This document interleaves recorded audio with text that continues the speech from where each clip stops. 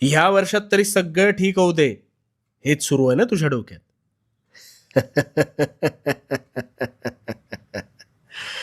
पलटतील. तुझ्या नशिबाचे फासे सुद्धा निश्चित पलटतील. कसे ते सांगतो. आता प्रामाणिकपणे शांत चित्ताने ऐक. तुझे प्रश्न सुटतील. सगळ्यात आधी एक गोष्ट ध्यानात घे.